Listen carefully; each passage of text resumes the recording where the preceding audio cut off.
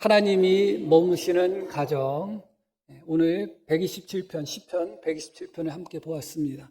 오늘 1절, 2절 말씀을 다루고 다음 주에 3절부터 5절까지 말씀으로 그렇게 2주 연속으로 말씀을 전하려고 합니다. 1절 말씀부터 한번 볼게요. 여호와께서 집을 세우지 아니하시면 세우는 자의 수고가 헛되다, 이렇게 말씀이 시작이 됩니다. 여기서 집이라는 이 단어는 가정으로 번역될 수 있는 그런 단어입니다. 그리고 가정으로 번역하면 더 좋은 그런 문맥적인 그런 의미가 있습니다. 하나님께서 우리의 가정을 세워주시지 않는다면 우리가 아무리 우리 가정을 세우기 위하여 수고하고 애쓴다 할지라도 헛되다, 그런 말씀인 것입니다. 여기서 세운다, 이 단어가 오늘은 이 단어 중심으로 좀 찾아보려고 해요. 사실은 말씀을 10군데 이상 찾아야 되지만 그러다 보면 시간이 너무 많이 갈 것 같아서 말씀을 하나하나 찾지는 않겠습니다. 그냥 몇 구절만 찾아보려고 하는데, 이 세운다는 의미의 단어가 히브리어로는 바나라는 단어입니다. 어디에 처음 나오는가? 창세기 2장에 처음 나옵니다. 한번 볼게요. 창세기 2장.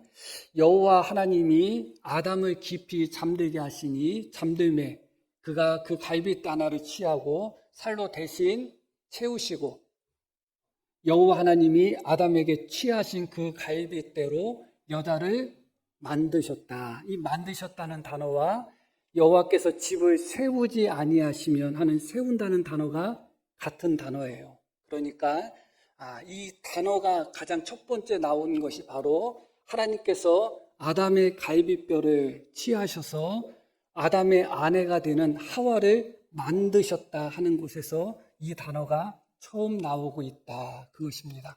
그런 후에 곧바로 어떤 장면이 이어지는가? 아담과 하와의 결혼이 이어지는 거죠. 하나님께서 아담의 갈빗뼈로서 하와를 만드신 후에 아담에게 데려갑니다. 아담이 그 하와를 보자마자 이는 내 뼈 중에 뼈고 내 살 중에 살이다, 그렇게 말합니다. 하나님께서 선포하십니다. 이제 둘이 아니라 하나다, 그렇게 말씀합니다. 그래서 이 만든다는 단어가 가장 첫 번째 나오는 이 부분에 있어서 가장 우리가 기억해야 될 것은 무엇인가? 우리 가정을 만드신 분이 하나님이시다, 그거예요. 하나님께서 가장 먼저 만드신 것은 아담의 갈빗뼈로 하와를 만드셨고, 그 하와와 아담이 한 몸, 한 가정을 이룰 수 있도록 하나님께서 그렇게 하셨다. 그래서 가장 기본적이고 기초적인 것은 가정은 하나님께서 세우신 것이다. 그렇기 때문에 여호와께서 세우지 아니하시면 세우는 자의 수고가 헛되다. 여호와께서 우리 가정을 만드시지 않는다면 인간적인 그 어떤 노력도 다 헛될 수밖에 없다, 그렇게 말씀하는 것입니다. 왜냐하면 그 가정을 만드신 분이 하나님이기 때문에 그래요. 그리고 부부가 결혼해서 요즘은 결혼해도 아이를 낳지 않는 사람들도 많고, 또 낳고 싶어도 또 아이가 잘 생기지 않아서 아이를 얻지 못하는 그런 가정도 참 많습니다. 참 안타깝죠. 그런데 중요한 것은 여기서 이 부부가 결혼하게 되면 자녀를 낳게 되잖아요. 아들과 딸을 낳게 됩니다. 그런데 이 자녀라는 단어가 바님이라는 단어예요. 어디서 나왔는가? 바나에서 나온 단어예요. 그러니까 이 자녀 역시 하나님이 만드셨다, 그런 의미예요. 우리가 예전 드라마나 그런 거 보면 너는 실수요 하는 장면들이 종종 나왔어요, 예전에. 요즘은 그런 실수가 별로 없는데 예전에는 자식들이 참 많았잖아요. 그래서 더 이상 낳지 않으려고 하다가 또 생겨서 낳는 경우도 있고 그런 경우가 있습니다. 그래서 너는 실수로 낳았어, 그렇게 이야기하죠. 실수로 낳던 실수로 낳지 않던 우리가 자녀를 낳는 과정, 아이들도 있기 때문에 그 부분을 적나라하게 말씀을 드릴 수는 없지만 서로 부부가 사랑해서 난 거잖아요. 고생해서 난 거 아니잖아요. 아이가 만들어지는 것은 가장 행복한 시간을 보내고 나서 만들어지는 거잖아요. 가장 피땀 흘리는 고생을 통해서 아이가 만들어지는 게 아니잖아요. 그래서 이 자녀라는 단어가 바로 하나님께서 만드셨다는 단어에서 나온 거예요. 하나님이 만드신 거예요, 결국은. 가장 소중한 것을 하나님께서 만드셨다. 결국 가정은 남자와 여자, 아내와 남편이 결혼해서 엄마와 아버지가 되고 자녀가 함께 살아가는 곳이 가정인데, 바로 아담의 아내인 하와도 하나님이 만드신 것이고, 아담과 하와가 결혼하여 낳은 자녀들도 하나님께서 만드신 것이다.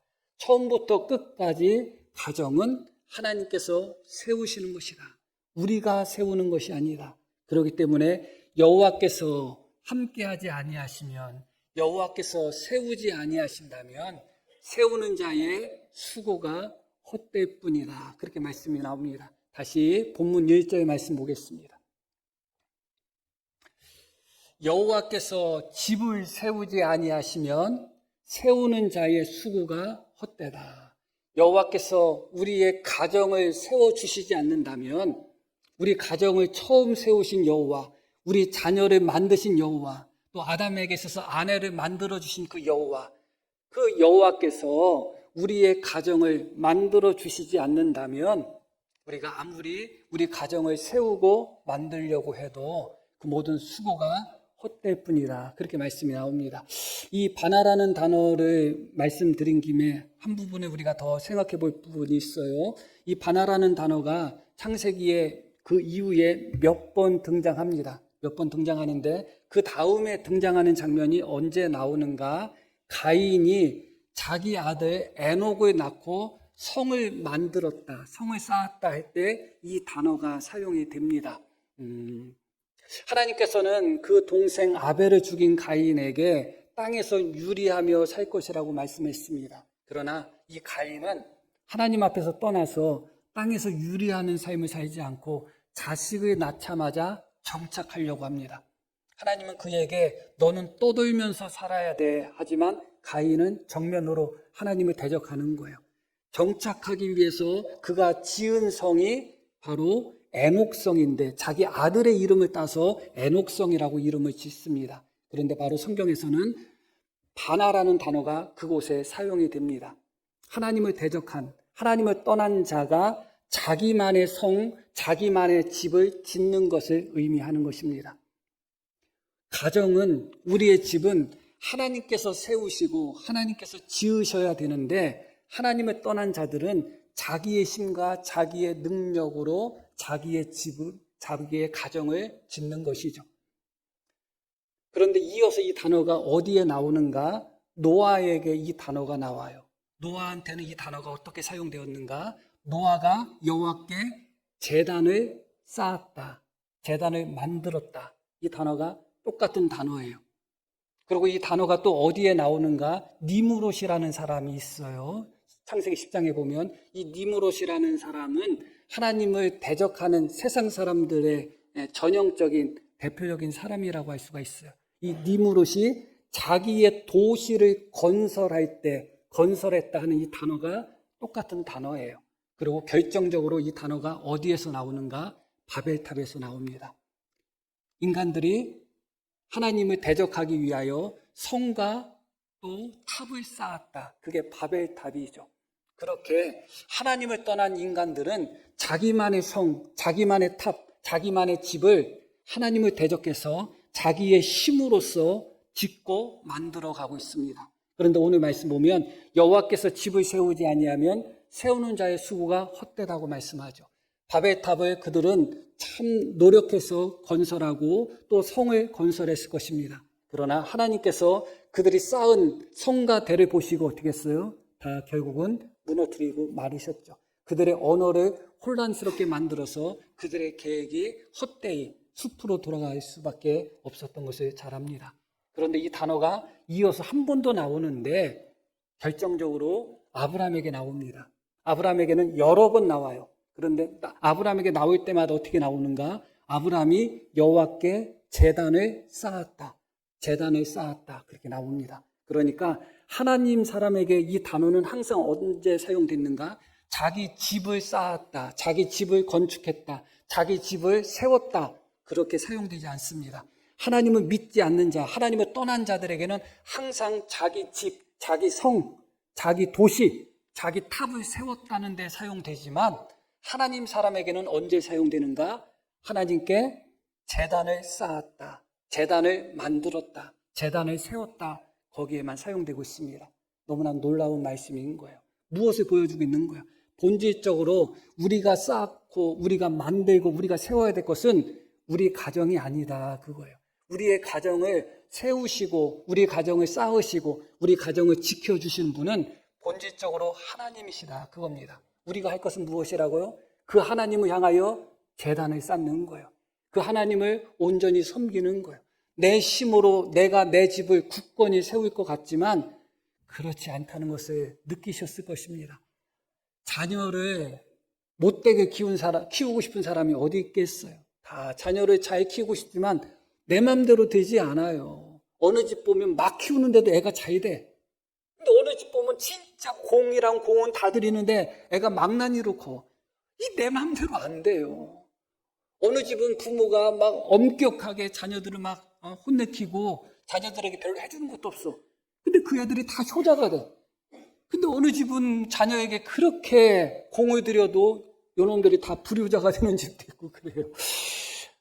안 되는구나. 내가 세우는 게 아니구나. 내가 만들어가는 것이 아니구나. 내가 지어가는 것이 아니구나.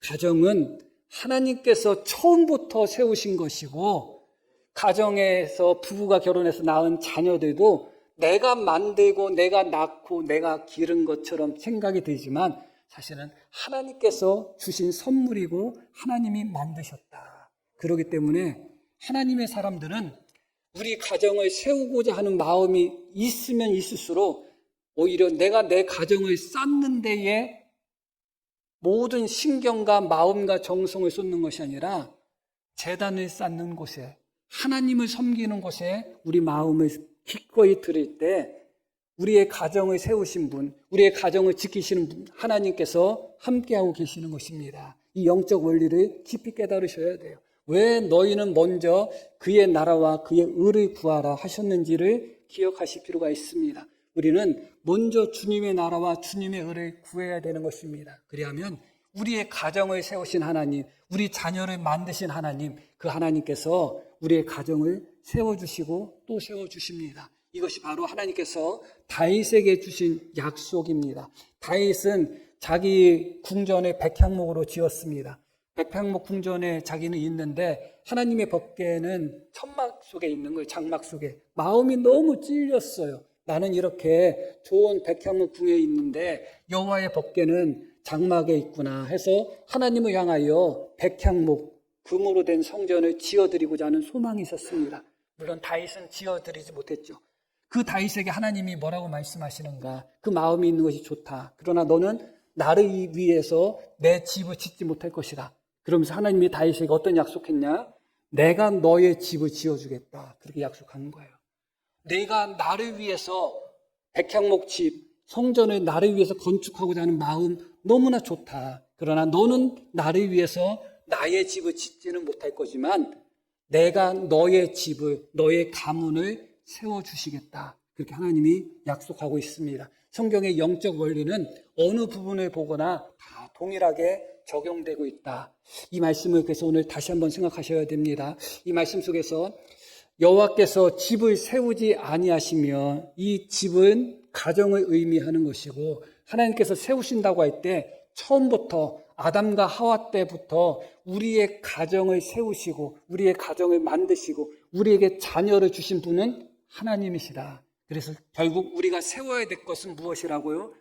우리의 가정이 아니에요. 하나님께 맡기고 우리가 세우고 쌓아야 될 것은 하나님을 향한 제단입니다. 하나님을 향한 거룩한 제단을 쌓고 하나님을 섬기는 우리의 삶 속에서 하나님이 우리의 가정을 책임져 주실 줄 믿습니다. 그런 체험이 우리 속에 있기를 간절히 축복합니다. 1절 말씀 다시 한번 볼게요. 여호와께서 집을 세우지 아니하시면 세우는 자의 수고가 바벨탑처럼 헛될 수밖에 없으며 이어지는 말씀. 여호와께서 성을 지키지 아니하시면 성이라는 것은 가정들이 모여 사는 곳이 성이라고 할 수가 있겠죠. 성읍이라고 할 수 있겠죠. 같은 개념으로 보면 되겠습니다. 여호와께서 성을 지키지 아니하시면 파수꾼의 깨어 있음이 헛되다 그렇게 말씀합니다. 여기서 파수꾼이라는 단어가 또 중요한 단어예요. 샤마르라는 단어입니다. 이것도 제가 성경에서 어디에 나오는가를 또 다 찾아봤어요. 순서대로 제가 말씀을 드릴게요. 그 순서대로 말씀드린다는 것이 중요합니다. 성경에 나오는 순서대로예요. 창세기에 나오는 순서인데 이 파수꾼이라는 단어는 지킨다는 의미예요. 준수한다 그런 의미예요. 우리가 무엇을 지키는 것, 또 우리가 무엇을 준수하는 것, 우리가 무엇을 보호하는 것 그런 의미가 파수꾼이라는 단어입니다. 이 단어가 가장 첫 번째 나온 곳이 어디인가? 하나님께서 아담에게 에덴 동산을 주시면서 땅을 경작하고 지키게 하셨다 하는 말씀 속에서 가장 첫 번째 나와요. 그러니까 이 파수꾼이라는 단어, 지킨다는 단어가 언제 처음 나온다고요? 아담에게 에덴 동산을 지키도록 하셨다. 거기서 첫 번째 나옵니다. 아담은 에덴 동산을 경작하고 지켜야 되는 그런 위치에 있었던 사람이에요. 그런데 아담이 에덴 동산을 잘 지켰나요? 아니죠. 하나님의 말씀 선악과를 따먹지 말라는 그 말씀조차 지키지 못함으로 말미암아 아담 때문에 너로 인하여 땅은 저주받을 것이라 그렇게 말씀합니다. 하나님은 아담에게 땅을 잘 경작하고 에덴 동산을 잘 지켜야 돼 했는데 그 아담으로 말미암아 도리어 에덴 동산을 포함한 땅은 저주를 받게 되었다.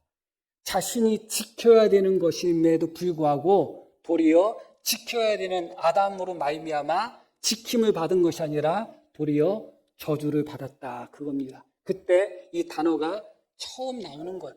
파수꾼의 경성함이 헛되다. 여호와께서 지키지 않는다면 지키는 자의 깨어있음이 헛되다.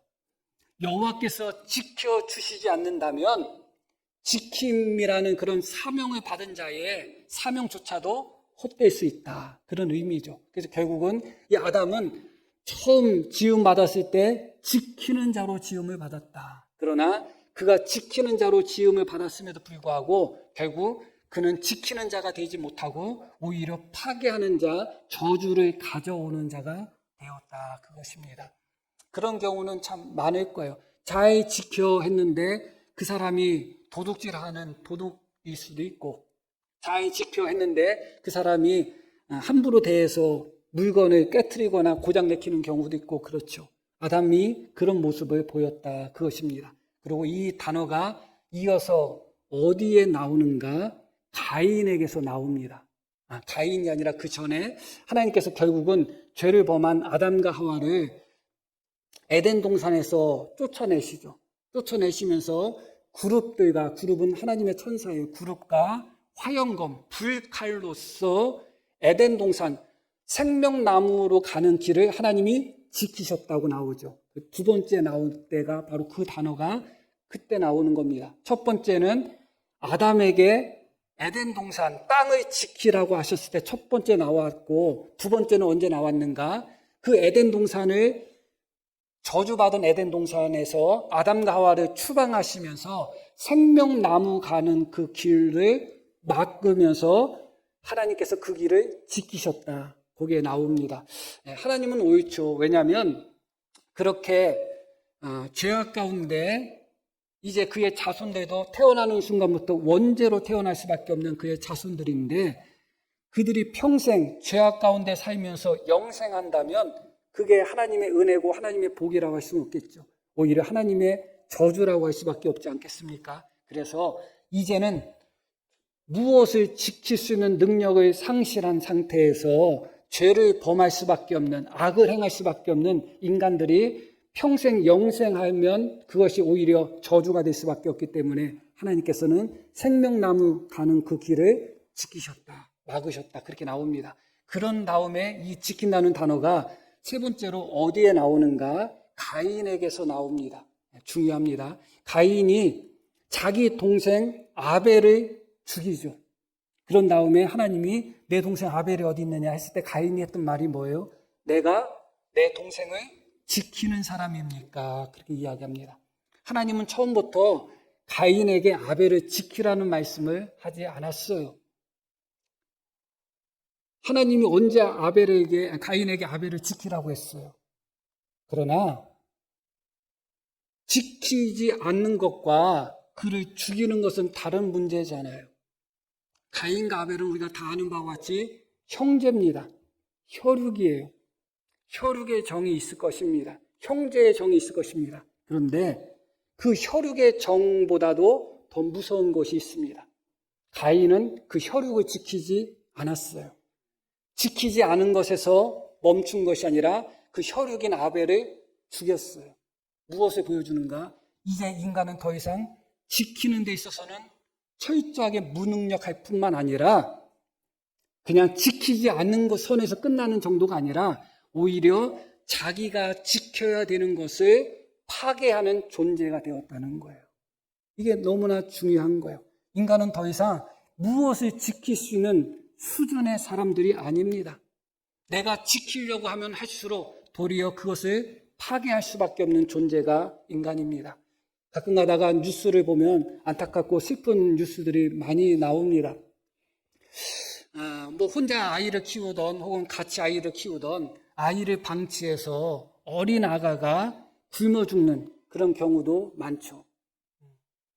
아이를 방치했으니까, 아이를 지키지 않았으니까 굶어 죽는 거예요. 자기 자식인데 낳자마자 화장실에 버리거나 쓰레기통에 버린다는 그런 기사나 뉴스도 보았을 것입니다.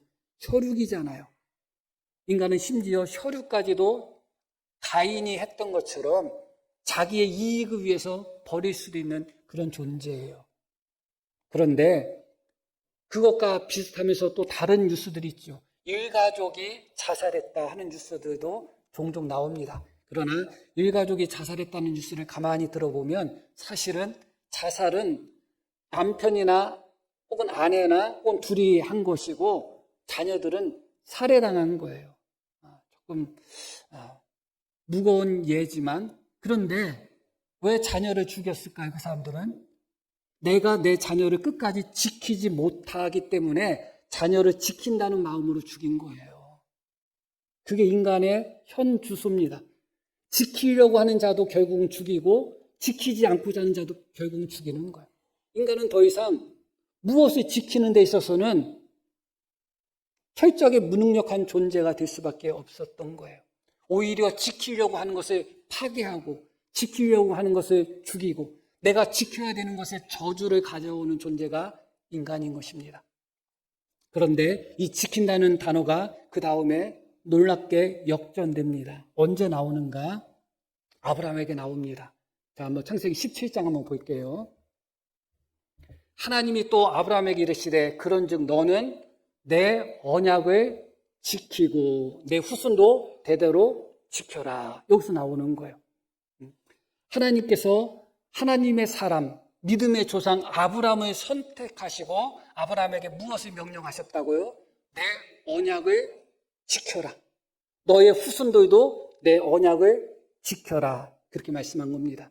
말씀드렸듯이 인간은 누구를 무엇을 지키는 데 있어서 특화되어 있지 않아요. 아무리 책임감이 강한 부모라 할지라도 자식에게 24시간 자식과 붙어 지내면서 자식을 지킬 수 있는 부모가 어디 있어요? 아무도 없어요. 아무리 소중한 것이라 할지라도 24시간 내가 항상 지킬 수 있다? 그런 사람은 아무도 없어요.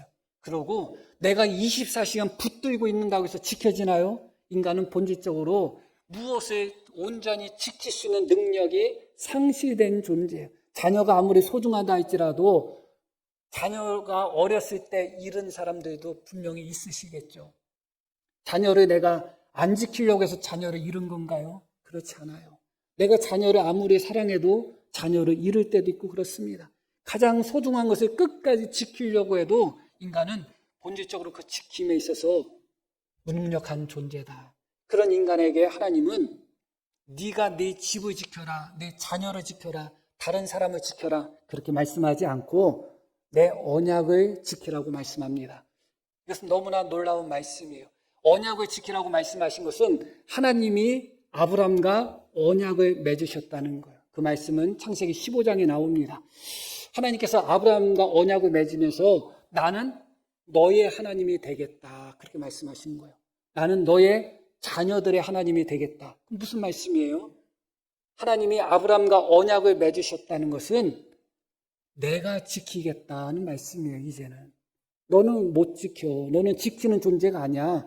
내가 너의 하나님이 되어서 너 자신도 지키고 너의 자녀도 지키고 너와 내 자녀로 말미암아 만민이 복을 받도록 내가 지켜주겠다. 그렇게 말씀하고 계신 것입니다. 이것이 바로 이 단어의 역전인 것입니다. 자기 자신조차 지키지 못하고 자기 혈육조차 지키지 못하는 인생들에게 하나님이 직접 언약을 맺으셔서 내가 너의 하나님이 되고 너의 자녀들의 하나님이 되고 너의 가정의 하나님이 되어서 내가 지켜주겠다. 그렇게 말씀하고 계신 겁니다. 그러면서 하나님이 무엇을 요구하고 계시는 거예요? 내 언약을 지켜라. 그렇게 말씀하고 있는 것입니다. 너희가 내 언약을 지킨다면 나는 너희 가정을 지켜주겠다는 거예요. 너희가 내 언약을 지킨다면 나는 너희 자녀를 지켜주겠다는 거예요.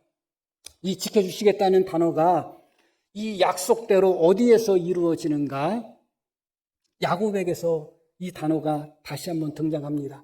야곱이 자기 아버지와 형을 속이고 이제 외삼촌 집으로 도망가는 길에 베델에서 누워서 잠을 잡니다. 그때 야곱이 잠을 잘 때 누가 나타나셔요? 하나님이 나타나시죠. 그러면서 야곱에게 하신 말씀이 무엇인가? 내가 어디로 가든지 내가 항상 너와 함께하고 너를 지켜주겠다. 그렇게 말씀하고 계십니다. 이 말씀은 정말 귀한 말씀이에요. 첫 번째 바나에서 말씀을 드렸듯이 하나님께서 만든다는 말씀 속에서 무엇을 말씀드렸어요? 하나님이 우리 가정을 세우는 것이지 우리가 우리 가정을 세우는 것이 아니다. 우리는 무엇을 세울 뿐이다? 하나님을 향하여 제단을 세울 뿐이다. 그러면 하나님이 우리 가정을 세워주실 것이다. 이것도 같은 의미예요.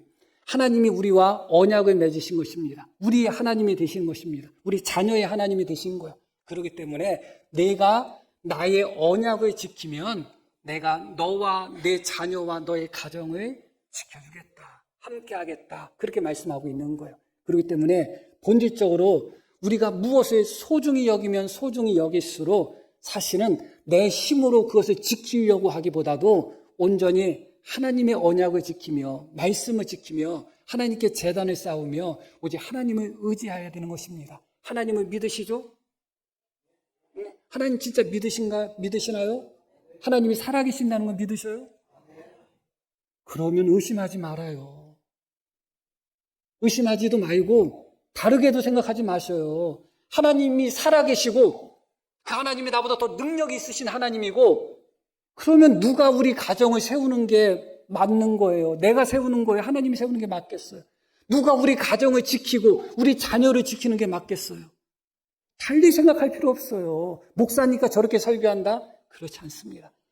우리 성도님들이 정말로 하나님을 믿는다면 이것 이상으로 진리의 말씀은 없는 것입니다. 우리가 기꺼이 하나님의 언약을 지키고 우리가 기꺼이 하나님의 말씀을 지킬 때 하나님이 어떻게 하신다?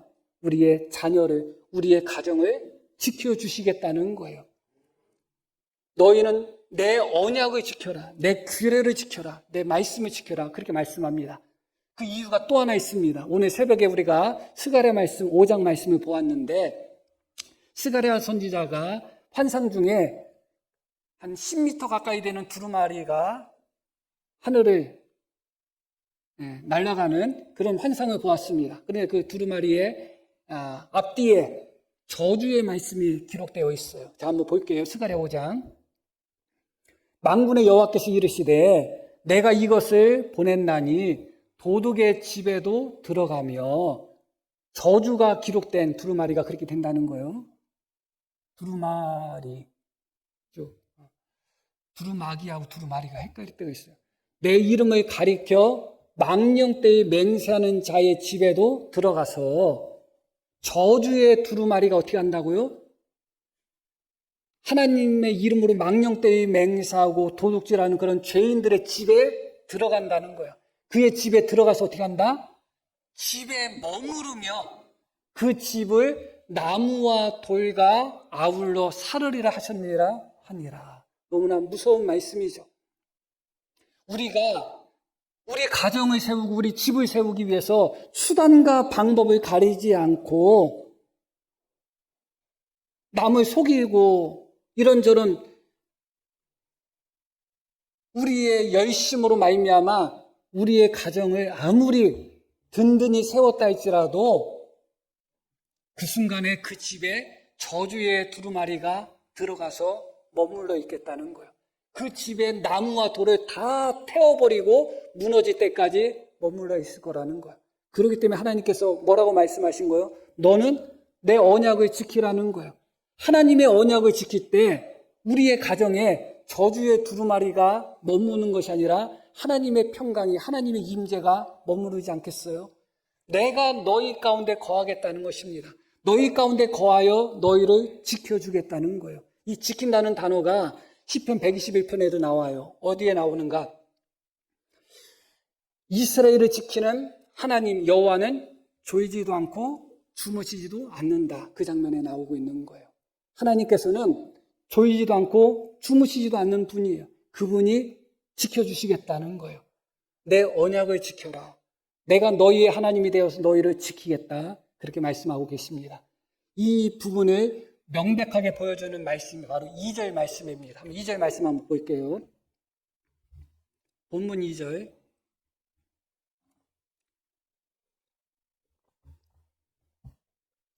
너희가 일찍 일어나고 늦게 누우며 수구의 떡을 먹음이 헛되도다. 그러므로 여호와께서 그의 사랑하시는 자에게는 함께 읽을까요? 잠을 주시는도다. 예전에 어떤 분이 농담 삼아 하나님께서 사랑하는 자에게 잠을 주신다고 해서 예배 때마다 잔다는 거예요. 그렇게 잠을 주시는 것은 아니죠. 근데 이 말씀이 어떤 의미일까요? 왜 하나님께서 그의 사랑하는 자에게 잠을 주신다고 이야기했을까요? 여러 가지 의미가 있습니다. 그리고 우리가 잘 아는 의미가 있을 겁니다. 그 부분에 대해서는 설명드리지 않을 거예요. 그의 사랑하는 자에게 잠을 주신다는 것은 이 잠이 하나님이 주시는 무엇이라는 거예요? 선물이라는 거죠. 하나님이 주시는 은혜라는 거예요. 잠잘 때의 특징을 아셔야 돼요. 인간이 잠을 잘 때는 천하장사도 소용없습니다. 천하장사도 소용없어요. 가장 무력한 순간이에요. 가장 무방비한 순간이에요. 자기 자신도 지키지 못하는 순간이 잠잘 때예요. 그게 잠이에요. 그런데 왜 하나님은 자기 자신을 지키지도 못할 정도의 가장 무방비하고 가장 무력한 상태의 잠이 왜 하나님이 주시는 선물이라고 이야기했는가요? 잠을 잘 때 내가 나를 지키지 못하니까 하나님이 나를 지켜주시는 거예요. 우리가 너무나 내 생각으로 내 방법으로 나를 지키고 내 가정을 지키고 내 자식을 지키려고 하다 보니까 하나님이 들어갈 틈이 없어요. 그러나 잠을 잘 때는 철저하게 내가 무엇을 할 수 있는 상태가 아니에요. 아무것도 할 수 없는 상태예요. 내가 잠을 자는 그 순간에 졸지도 않고 주무시지도 않는 하나님께서 너를 지켜주겠다는 거예요. 그러면 내가 나를 지키는 게 안전하겠어요? 하나님이 나를 지켜주시는 게 안전하겠어요? 내가 잠을 자는 바로 그 순간 내 자녀도 지키지 못하고 내 가정도 지킬 수 없는 철저한 무력한 그 순간에 내가 졸지도 않고 주무시지도 않는 하나님께서 너의 가정을, 너의 자녀를 지켜주시겠다는 거예요. 그렇기 때문에 그 사랑하는 자에게 잠을 주신다는 겁니다. 성도들은 그래서 이 잠이 다른 의미예요. 성도들에게 있어서 이 잠은 단순히 잠을 자는 것이 아니라 하나님께 철저하게 맡기고 신뢰하는 시간이에요. 하나님, 내가 깨어 있을 때 내 생각이 깨어 있고 내 욕심이 깨어 있고 내 방법이 깨어 있어서 하나님의 방법, 하나님의 역사가 나타날 틈을 내가 막고 있었습니다. 그러나 하나님, 이제 내가 잡니다. 내가 아무것도 할 수 없습니다. 내 힘으로 나 자신도 지키지 못하고 내 가족도 지키지 못하고 내 힘으로 아무것도 할 수 없는 가장 무력한 잠을 자는 시간입니다. 하나님, 졸지도 않고 주무시지도 않는 하나님, 하나님이 일하여 주십시오. 하나님이 깨어나십시오. 하나님이 지켜주십시오 하는 철저한 신뢰가 담겨 있는 것이 성도에게는 잠인 것입니다. 이게 원래 잠의 원리예요. 우리가 잠할 때 지금 현대인에게서 잠은 오직 피곤을 해결하는 방법으로서, 피로를 해결하는 방법으로서만 주어진 잠이에요. 그래서 어떤 이들은 잠을 많이 자는 사람을 무시하는 경우가 있어요. 그렇게 잠을 많이 자서 뭐하냐. 잠을 적게 자가지고 더 열심히 살아야지. 그렇게 말하는 사람도 있어요. 물론 맞는 말일 수도 있어요. 그러나 이 잠이라는 의미, 성경에 또 첫 번째 나오는 잠이 있어요. 그게 어떤 잠이냐? 하나님께서 아담을 깊이 잠들게 하셨다는 말씀의 잠이에요. 다시 창세기 2장 읽었던 말씀인데 한번 볼게요. 21절. 여호와 하나님이 아담을 깊이 잠들게 하셨다. 그가 잠들매 그가 갈빗대 하나를 취하고 살로 대신 채웠다. 하나님께서 아담을 어떻게 하셨다고요? 깊이 잠들게 했어요. 가장 무력한 상태, 가장 무능력한 상태, 아무것도 할 수 없는 상태로 만드셨어요. 그러고 아담이 잠에서 깼더니 아이고 씨, 야 하와가 있네. 잠이 그거예요. 잠에게 있어서는 우리는 철저하게 무능력하고 무력한 시간이지만 하나님께서 있어서는 우리가 상상할 수 없는 하나님의 역사를 이루시는 시간이 잠인 거예요. 그래서 여호와께서 그 사랑하는 자에게 잠을 주신다는 거예요. 우리가 감기, 몸살이나 이런저런 질병을 알아본 경험이 있을 겁니다. 그렇게 떠나지 않을 것 같은 몸살이 이렇게 끙끙 앓았는데 한번 푹 자고 일어났더니 개운한 경험 많이 하시죠? 우리가 잠을 잘 때 우리 몸이 고쳐진다는 거, 치유된다는 거 잘 알고 계실 것입니다. 하나님이 그렇게 만드셨다. 물론 하나님이 그렇게 만드신 거죠. 그러나 실제로 깨어서 내가 내 몸을 고치는 것보다 내가 아무것도 안 하고 자는 순간 내 몸이 고쳐지는 것이 훨씬 더 커요. 그게 잠인 것입니다. 내가 잠자는 그 순간은 내가 자는 것이지 하나님이 주무시는 게 아니잖아요. 내가 잠든 그 순간은 하나님께서 내가 상상할 수 없는 내 힘으로, 내 계산으로 만들 수 없는 놀라운 하나님의 기적과 이적과 하나님의 역사를 보여주는 시간이에요. 그것을 믿으라는 거예요. 그래서 하나님께서 그 사랑하는 자에게 어떻게 하신다? 잠을 주신다는 거예요. 내가 자도 나는 안 잔다는 거예요. 네가 철저하게 잠을 통해서 너 자신의 무능력함, 내 자신이 무엇을 지키거나 무엇을 세울 수 있는 존재가 아님을, 오히려 무엇을 지키려고 하면 할수록 무너뜨리고 무엇을 세우려고 하면 세울수록 파괴시키는 그런 존재임을 인정하며 하나님께 기꺼이 모든 것을 맡길 때 내가 기꺼이 잠을 자는 그 순간에 졸지도 않고 주무시지도 않는 하나님께서 상상할 수 없는 그 일을 이루신다는 것입니다. 똑같은 단어, 깊이 잠들게 했다는 단어가 이어서 또 나옵니다. 2번 연속 나와요. 언제 나오는가? 하나님이 아브람과 언약을 세우실 때 이 단어가 나옵니다. 하나님이 아브람과 언약을 세우시면서 아브람에게 그 짐승들을 반으로 쪼개가지고 하나님 앞에 바치라고 하는 장면이 창세기 15장에 나옵니다. 그때 하나님이 언제 임재하시는가? 하나님께서 아브람을 깊이 잠들게 하시고 나타나셨다고 나와요. 아브람이 깊이 잠들었을 때 하나님이 임재하셨다고 나와요. 야곱이 언제 하나님을 만났어요? 잠들어서 꿈을 꿀 때 그때 하나님을 만난 거예요. 우리가 기꺼이 나를 위해서 아무것도 할 수 없는 가장 연약한 순간에 하나님이 임재하시고 하나님이 나타나시고 하나님이 함께 하시는 거예요. 어쩌면 우리가 너무 깨어 있으려고 하는 것이 문제가 아닌가 그런 생각하게 돼요. 우리의 가정은 나의 깨어 있는 낮 시간에 세워지는 것이 아니라 내가 철저하게 무능력함을 고백하며 내가 잠들어 있는 그 밤 시간에 하나님의 일하심으로 세워지는 겁니다. 그게 믿는 자에게 있어서의 잠이고 믿는 자에게 있어서 가정이에요. 세상 사람들은 잠잘 때 피곤하니까 잔다. 피곤하지만 않으면 안 자고 조금이라도 더 일을 많이 하는 것이 좋다 하지만 믿는 사람에게 잠은 하나님 당신께서 깨어나셔서 내가 지금까지 내 생각 때문에 하나님의 일을 망치고 내 계획과 내 방식 때문에 내가 지키려다가 무너뜨리고 내가 세우려다가 무너뜨린 것을 내가 이제 철저하게 무능력한 상태로 돌아가오니 하나님께서 세워주십시오 하는 신앙의 고백인 것입니다. 그렇기 때문에 때로는 깨어서 내가 100가지 일을 하는 것보다 잠자는 순간 철저하게 하나님께 모든 것을 맡기는 것이 훨씬 더 큰 역사가 나타날 때가 많습니다. 결론적으로 말씀을 드립니다. 교회나 가정이나 마찬가지예요. 우리가 무엇을 지킬 수 있다? 우리의 착각인 것입니다. 지키려고 하면 할수록 우리는 더 어지럽게 만들 때가 많습니다. 교회가 문제 생기는 것이 왜 생깁니까?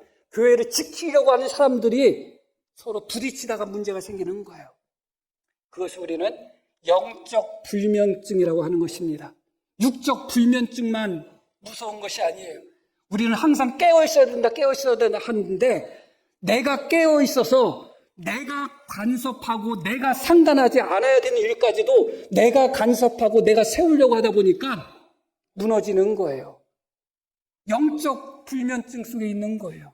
하나님께서는 기꺼이 내가 하겠다 말씀하며 사랑하는 자에게 잠을 주신다고 말씀합니다.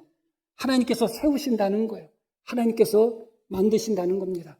우리의 가정이, 우리 교회가 이렇게 이 말씀처럼 하나님이 세우시는, 하나님이 만드시는 거룩한 가정, 거룩한 교회가 되기를 간절히 축복합니다. 우리가 세워야 될 것은 무엇이라고요? 우리가 만들어야 될 것은 무엇이에요? 제단인 것입니다. 우리가 지켜야 될 것은 무엇이에요? 하나님의 언약이에요. 그렇게 우리가 제단을 쌓고 하나님의 언약을 세우며 하나님의 언약을 지키며 기꺼이 하나님을 의지하여 잠을 잘 때 졸지도 않고 주무시지도 않는 하나님께서 아담에게 놀라운 하와라는 선물을 주신 것처럼 우리가 상상할 수 없는 놀라운 역사를 허락하여 주시기를 간절히 축복합니다. 자, 우리 들으신 말씀 기억하며 함께 기도하겠습니다.